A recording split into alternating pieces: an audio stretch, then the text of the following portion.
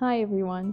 In today's video, you'll get a quick glimpse of what's coming up in the next tutorials. This is the fast-forward version of our full project.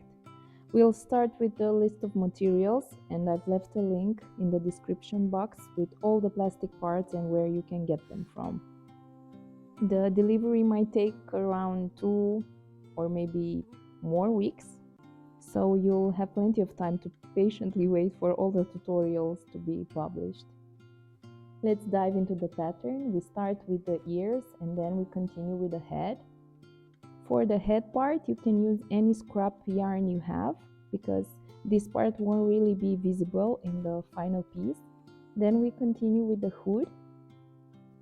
Use a glue gun to attach the head to the plastic part and then also for the hood.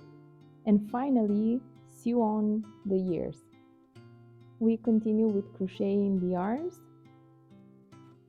Then we move on and do the legs. Also the body.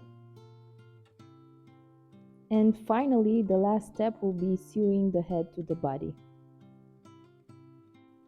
Basically, you just need to sew the ears and the head to the body.